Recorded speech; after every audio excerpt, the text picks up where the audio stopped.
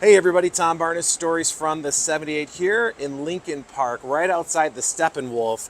Harry Milas put on this incredible show called The Sleight of Hand, happening in this theater. 35 of your best friends get to sit around a table and he shows you how to cheat at card counting, tricks in Vegas, the whole thing. And I promise you, you're going to see it, you're not going to believe it, and you're not going to remember it. And that's the beauty of this show. It's a true work of art out of determination and memorization and the whole thing. It's incredible. I'm going to talk to Harry now for this story from the 78 here at the Steppenwolf.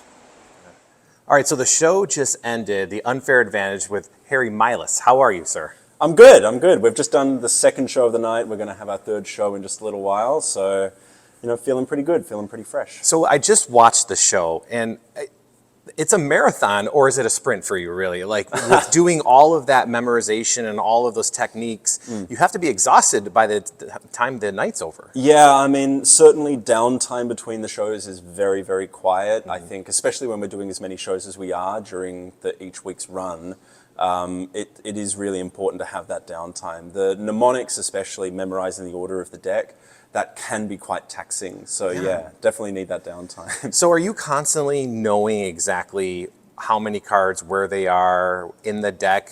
Like, is it just like kind of like a movie that's constantly playing in your head and it's moving and changing and you have to keep up? Yeah, pretty much. There is an element of risk to it. Like sometimes mistakes can happen, but the truth is that on one level, the show is a learning experience for me, and it's a chance for me to improve these skills every time. So if something does go wrong, within a certain bell curve of what's an acceptable thing for a show, I think it's just as interesting to see a mistake as it is to see something go right. So I welcome mistakes when they happen, but certainly it is just running away in my head, kind of on its own steam, really.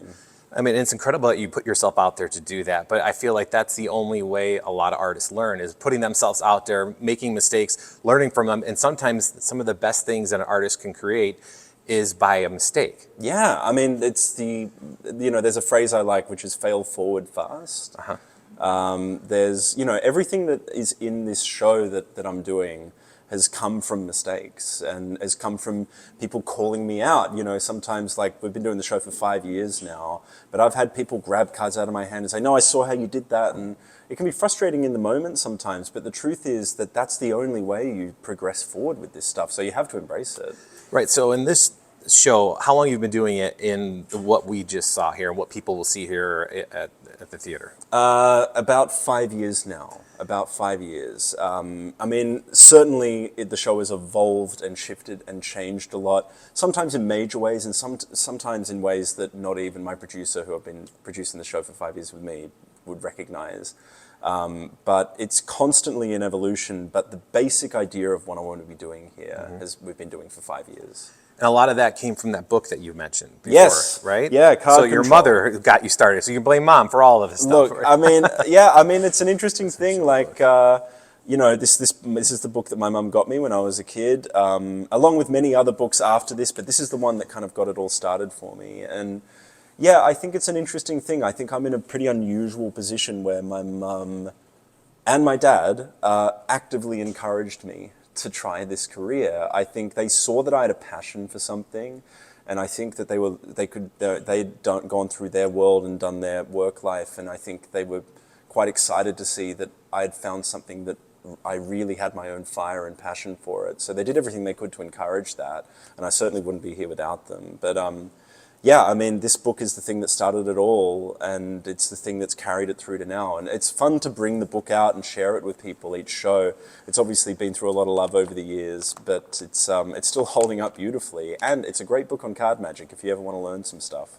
And is it something that I'm guessing you take with you all the experiences? Do you remember the first time that you did something for your parents or even the first time you did something where like, oh, I can do this, like, for real? Yeah, I do have some kind of core memories of that.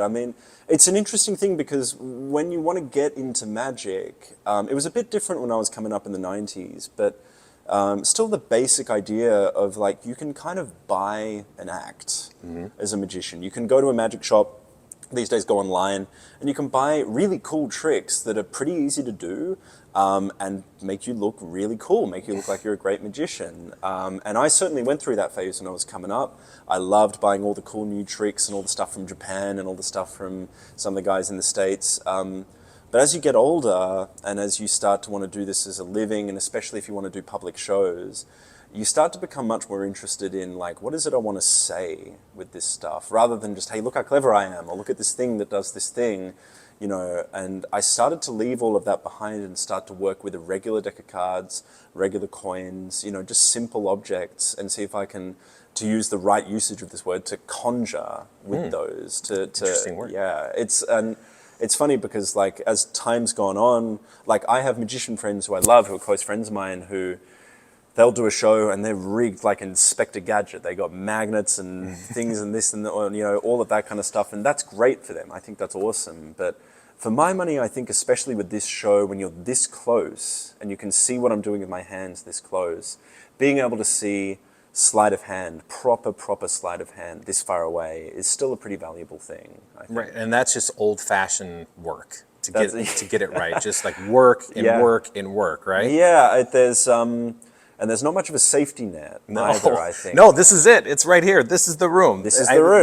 This is it. It's this space right here. Yeah. And that's your safety net. That, what, 3 feet from people? Yeah, I mean, I think, you know, for me, it's certainly the kind of magic I enjoy. Like when, you know, there's a lot of magic on YouTube these days. There's a lot of big stage shows, and there's awesome magic on YouTube, on TV, and on big stage shows. It's certainly not saying there isn't great magic there. But I do think that the best magic, for my money, is this far away. It's when you can see it this far away. And it also helps when then we sit in this room like this. The show is a conversation. People interject, they challenge, they have ideas, they have questions.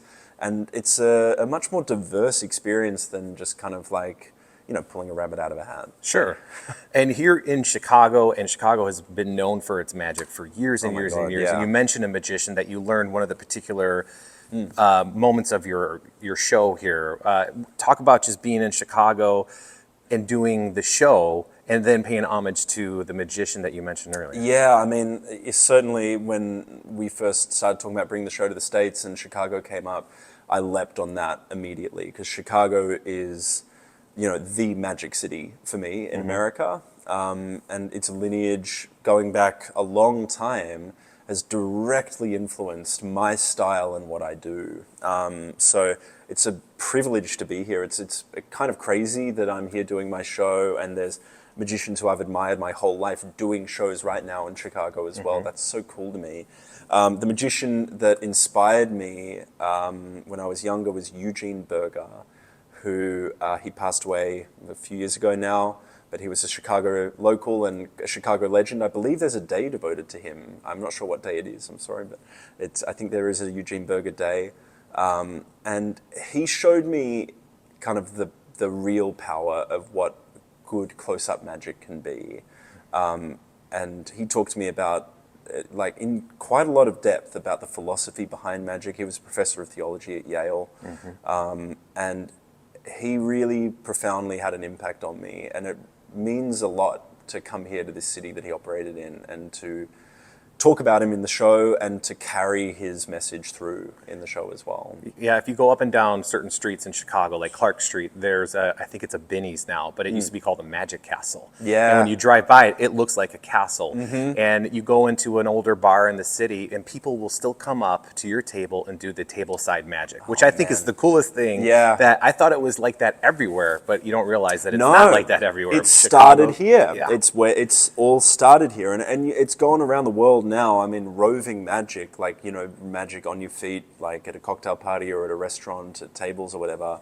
You know, it's the bread and butter for magicians around the world. But it was born and bred right here in Chicago, yeah. And I know you got another show coming up, so I really do appreciate you taking time. My last question was just with your devices to remember things. You were talking in the show that you had some that were, like you mentioned, the big car as the key, and you turn the car.